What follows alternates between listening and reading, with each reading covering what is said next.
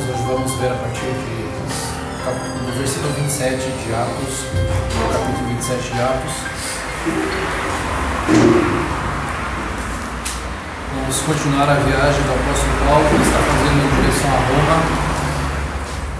E aqui então, por todas as tempestades, por todas as tribulações que ele passa, vamos ler o capítulo 27 a partir do versículo 27 e vamos até o versículo 44 que conclui o capítulo.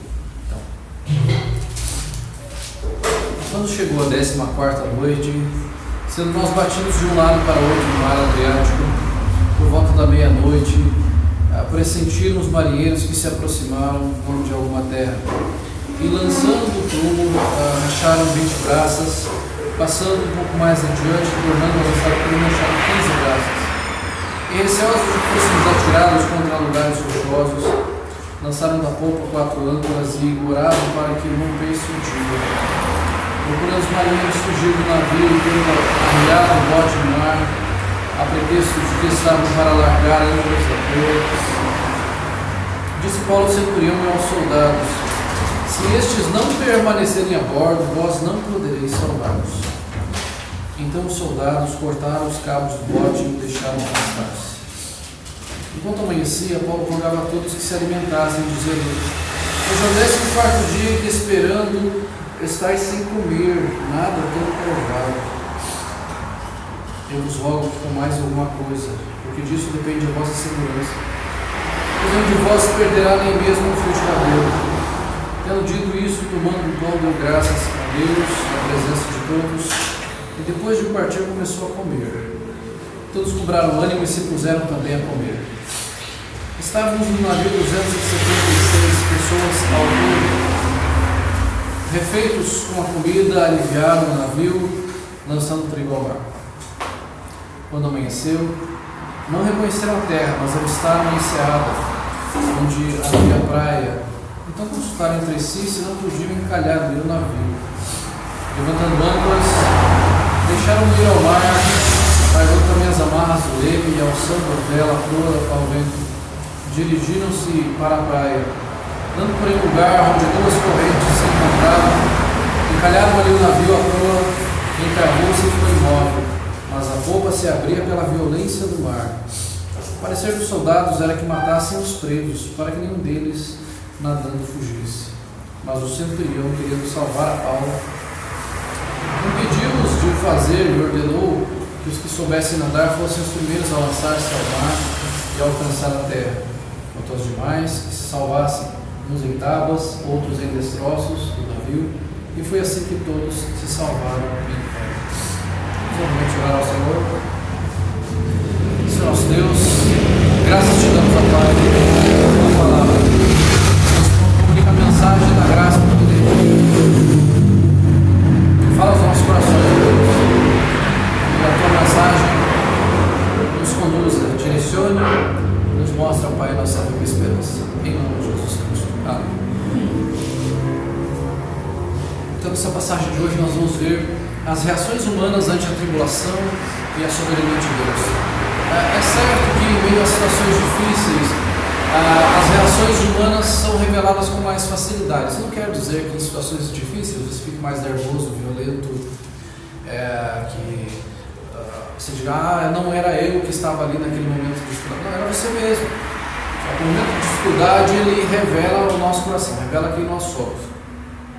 Quando aconteceram algumas situações em nosso país, algum tempo atrás, quando houve aquela greve de caminhoneiros, nós vimos o quanto pessoas que pareciam ser tão generosas, ser tão tranquilas, tiveram ali uma reação completamente diferente do que elas têm em uma situação normal, de disputar coisas no mercado, de saírem roubar muitas vezes botijão de gás da casa dos outros, de fazerem coisas que normalmente elas não fariam em situações normais. Só que essas situações de dificuldade, elas servem para revelar o nosso coração. Elas mostram quem nós realmente somos. Porque não é só quando nós estamos na estabilidade que deve estar tudo certo. Não, quando há alguma dificuldade, né? Ali deve-se mostrar se realmente nós somos daquela forma. Então aqui as reações humanas são reveladas com mais facilidade. É como aquela esponja que você pega, ela parece bonitinha, limpinha por fora, mas quando você aperta, de repente tem sujeira no meio dela. Ela cai toda aquela sujeira na pia. Você não está enxergando, mas com a pressão que você gera nela, aquela sujeira sai de dentro dela. Então é assim, em meio às pressões, muitas vezes são reveladas as sujeiras, as atitudes do nosso coração. Então nós vamos ver como os corações humanos se revelam nessa passagem, mostrando como há o contraste da reação de um verdadeiro filho de Deus com aqueles que são descrentes. Vejam comigo que neste texto Paulo promete algo que pode ser cumprido. Quando ele chega aqui e está próximo de um naufrágio, eles estão já há 14 dias sendo levados ali por toda aquela tempestade e ventos, apavorados com tudo aquilo. E o apóstolo Paulo então traz uma mensagem para eles que traz consolo, que traz ânimo para eles, mas ele não promete nada que ele não pode prometer. Ele chega aqui e fala: olha, nós vamos ser salvos. O texto no versículo 34 vai falar: nenhum de vós se perderá, nem mesmo um fio de cabelo.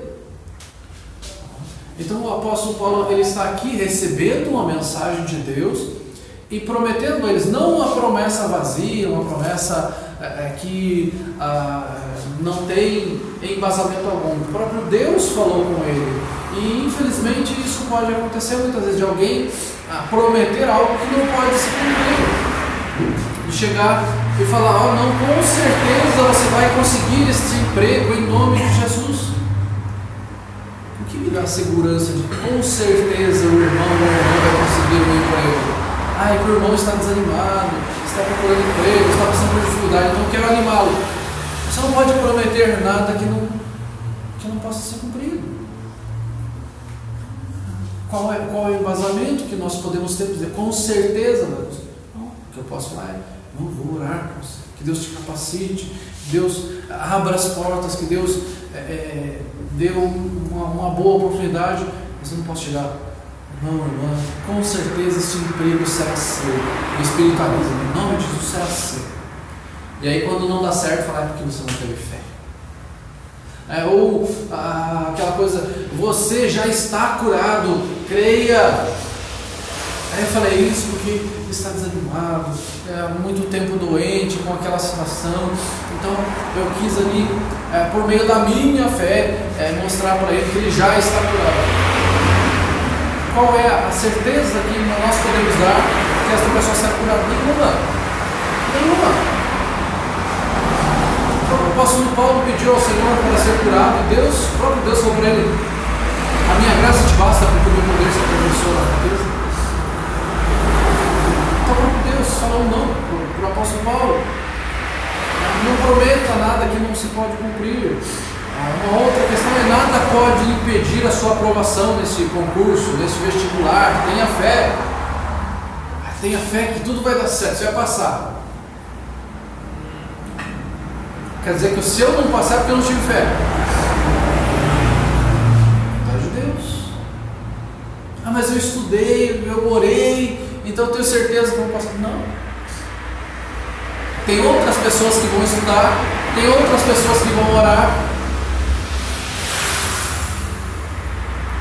Não podemos prometer nada que não podemos cumprir. Nós vemos quantas promessas vazias por aí. E aí falam: não, isso aconteceu com tal pessoa, com tal pessoa. Só que quantas 200, 300, 500 não aconteceu. Porque profetizaram que ia acontecer isso comigo. E não aconteceu. Então o que Paulo promete aqui é porque vem do próprio Deus. Deus deseja a sua felicidade, tenha ânimo porque tudo vai dar certo.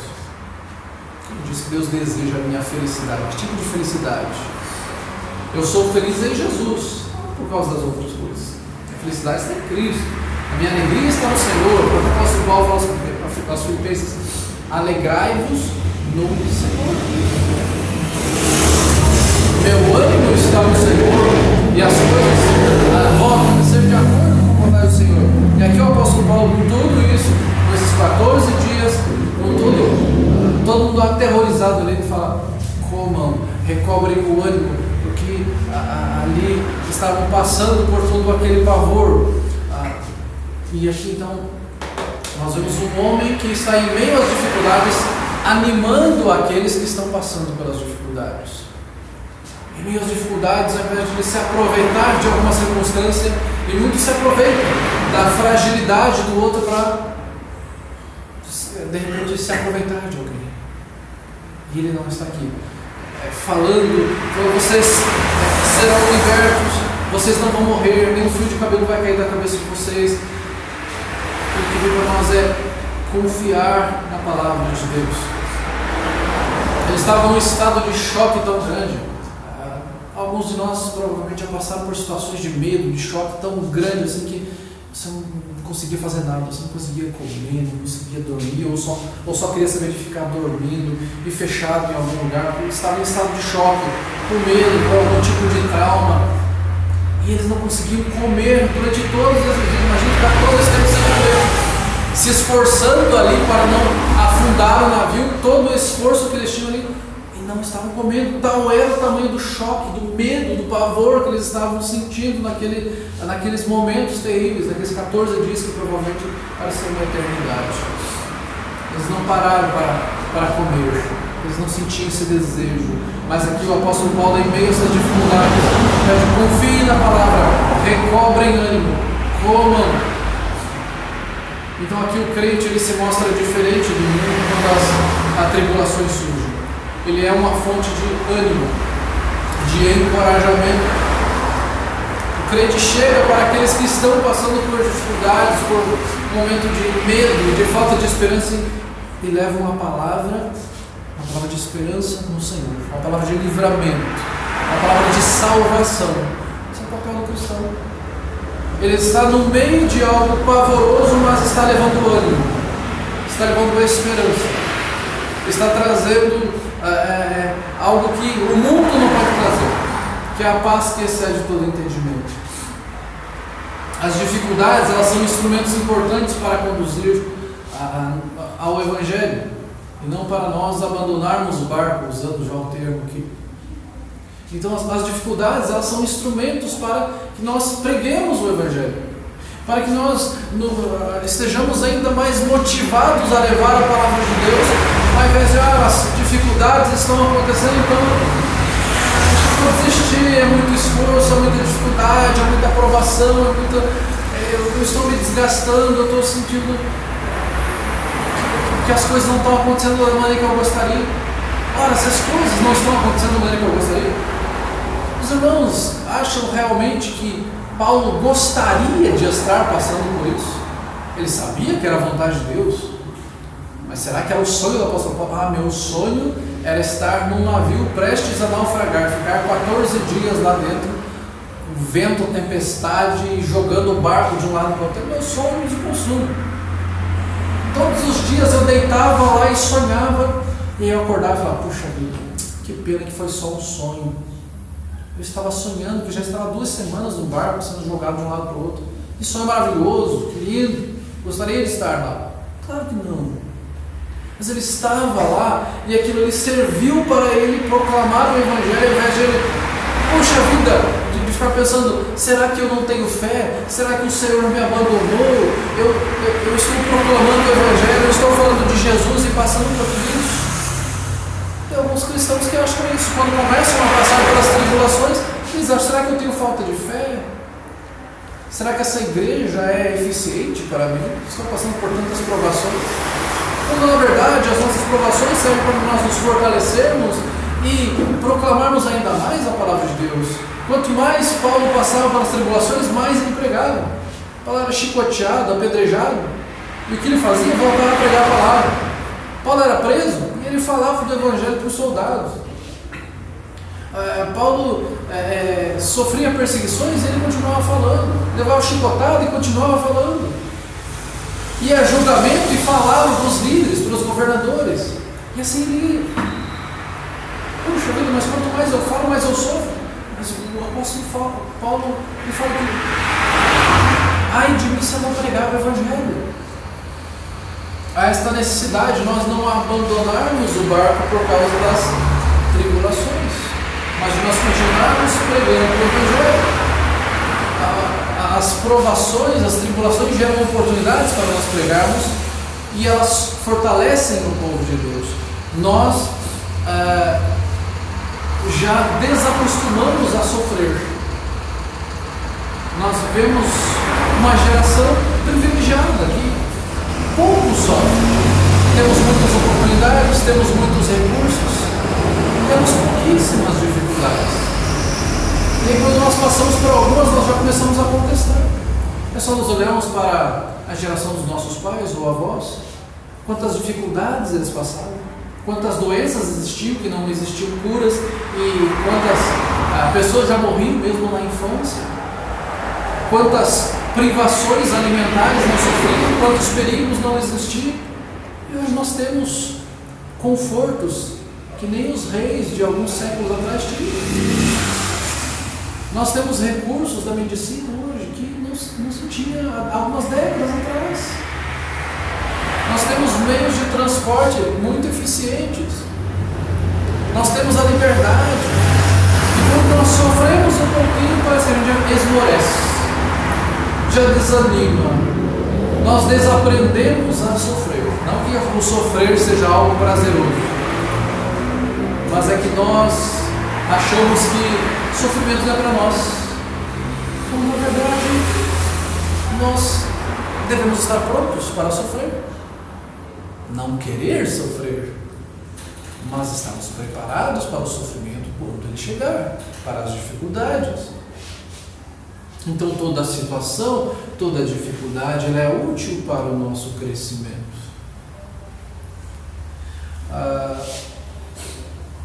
Do versículo 39 ao versículo 44, nós vemos que é importante nós fazermos o bem a todos. Do versículo 39 ao 44, fala que Paulo, ele fala que todos eles vão ser salvos, e quando amanhece, eles descem, e ali há aqueles que não sabem nadar, e os que sabem falam, o navio vai despedaçar, então vocês pegam o resto do navio e vão saindo, e cada um vai saindo de acordo com a sua possibilidade. Aqueles que sabem nadar vão nadando. A marca do cristão é fazer o bem a todos. Alguns ali estavam querendo matar os prisioneiros. Os soldados, a reação deles em meio a toda aquela situação, vamos matar, porque senão eles vão fugir. Fala, não, todo mundo vai ficar tudo bem com todo mundo, ninguém vai morrer. Vamos chegar em terra firme, sem que ninguém morra. Ninguém vai fugir, ninguém vai sofrer, ninguém vai morrer. Todo mundo vai para a terra firme. Paulo tem esse entendimento da necessidade de fazer o bem. Mas eram presos, tinham bandidos ali provavelmente. Mas naquela circunstância, Paulo e estavam sendo levados para serem condenados ou para serem julgados. Não todos vão chegar em terra firme. Nós devemos fazer o bem, amarmos o próximo. Esta é a marca do cristão, amor ao próximo. Fazermos isso para a glória de Deus e não como um tipo de propaganda. Olha como eu fiz o bem para aqueles, como eu ajudei, como eu fiz isso, como eu fiz aquilo outro. Isso para a glória de Deus, tendo cuidado daquelas pessoas, expressando o nosso amor e não fazendo para que as pessoas se tornem simpáticas ao Evangelho. Paulo não queria que eles se tornassem simpáticos ao Evangelho. Paulo queria pregar o Evangelho, que eles crescem no Evangelho. E é importante nós pensarmos que mesmo que nós, crentes, cristãos, façamos o bem, que nós cheguemos a pessoas que estão necessitadas, atribuladas, de pregar a palavra, como nós já tivemos oportunidades de conversar com algumas pessoas. Felizmente e infelizmente, em situações onde aquela pessoa estava com tendências suicidas, e de a gente conversar, pregar o Evangelho, ficarmos horas e horas conversando ali com aquelas pessoas, e elas mudaram de ideia. E pregamos o Evangelho, mas elas não creram. Mas o nosso papel, a gente fez, nós estivemos ali. Muitas vezes esta mesma pessoa que recebeu esse tipo de ajuda, em alguma circunstância ela vai se voltar contra você depois. Então nós não estamos esperando retribuição Jesus, quantas coisas ele fez? Quantos milagres? Quantas mensagens poderosas do Evangelho ele levou? Quantas curas? Quantos livramentos de expulsão de demônios? E depois de algum tempo o povo está lá: crucifica, crucifica, solta Barrabás, solta Barrabás. Jesus pregou o Evangelho, Jesus se fez servo, mas o povo não trouxe retribuição nenhuma. Então nós não devemos ficar esperando retribuição. Façamos o bem. Temos alguém conhecido que está passando por alguma dificuldade, vamos ajudar. Dificuldade financeira, dificuldade ali, um problema conjugal, alguma coisa, com um filho, com algum familiar, podemos ajudar. Podemos dar uma orientação, pregar o Evangelho, mas aqui, pela graça de Deus, aquela pessoa pode crer, pode se voltar para o Evangelho, sim, e glória a Deus por isso. Mas se isso não acontecer, nós não devemos pensar: puxa vida, eu ajudei tanto e agora se voltou contra mim. E fala mal de mim agora. E isso, nós fazemos para a glória de Deus, não para a nossa glória própria. Paulo não esperava esta retribuição. Paulo orienta, Paulo fala: vocês vão ser libertos, vocês não vão morrer. E mesmo assim, aqueles soldados, depois de tudo isso que ele falou, ainda queriam matar, ainda queriam se livrar dos presos. Mas Paulo ali é liberto porque um dos soldados ali, o centurião, versículo 43, que quer salvar a Paulo, impede que se faça isso. Então nós precisamos olhar para o exemplo de Cristo, que Deus usa meios para livrar o seu povo. Deus usou um centurião para salvar a vida de Paulo, que não é o momento de Paulo ser salvo. Deus pode usar inclusive a vida de incrédulos para nos ajudar em algumas circunstâncias. Como assim? Com certeza. Incrédulos que podem nos ajudar. Eu, quando era seminarista lá em Franco da Rocha, região metropolitana de São Paulo, agora posso contar, se contasse na época minha mãe ia morrer do coração. Estávamos num dia chuvoso saindo da igreja e fomos levar um rapaz no morro da cidade, e o pastor tinha um Monza daqueles bem ruimzinho, já andava com galão d'água dentro do carro, porque ele estava furadinho lá, vazando a água do carburador para dentro. Então a gente que andava no porta-malas com um galãozinho d'água. Ele chegou lá em cima do morro, chuva, e o carro atolou. E o Franco da Rocha, para quem conhece, é uma região bem perigosa. E ali os próprios moradores daquela região perigosa, que provavelmente nem crentes eram, e de repente poderia até ter um bandido ali no meio, nos ajudaram a desatolar o carro e sair dali.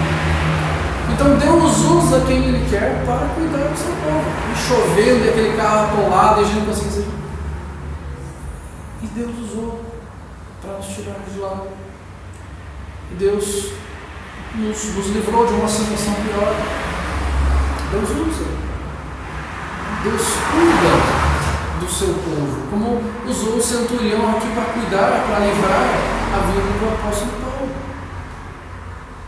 Então aqui nós vemos Paulo nessas circunstâncias de dificuldade, nessas tribulações, tentando ajudar, enquanto aqueles que estavam levando Paulo para ser condenado, apavorados e querendo matar todo mundo.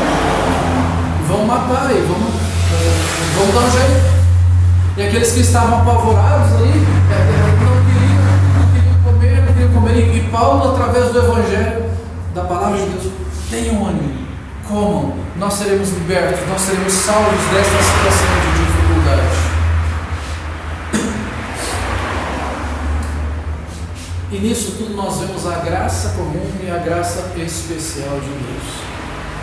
O que é a graça comum de Deus? A graça comum de Deus quer dizer que situações boas e situações ruins acontecem com crentes e não crentes, com crentes e incrédulos. o sol aparece para justos e injustos, como Jesus disse. A chuva, quando chega para o crente e para o incrédulo.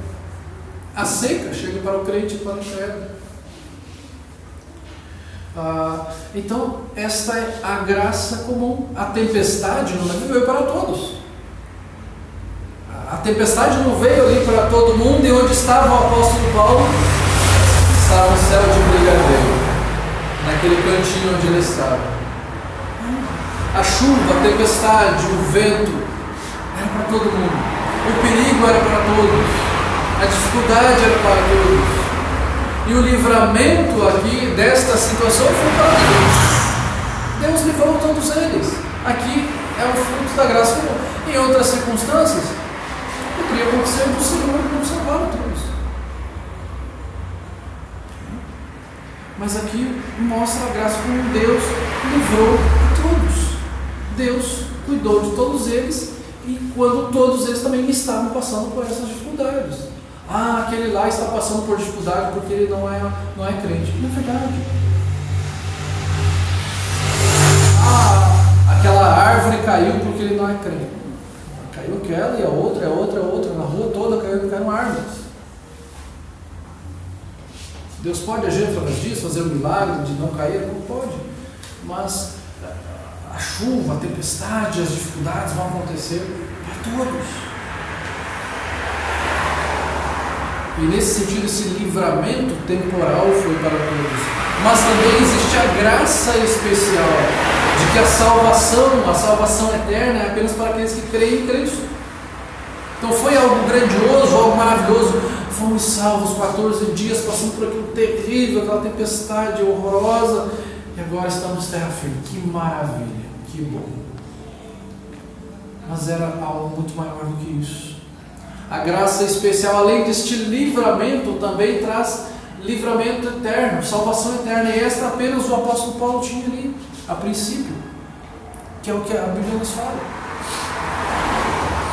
Esta é a graça especial. Ele havia conhecido o Evangelho, ele pregou o Evangelho, ele trouxe a mensagem do Evangelho. Ele não nos relata se houve aqui alguma conversão, mas ele pregou o Evangelho. Ele foi testemunho da palavra de Deus.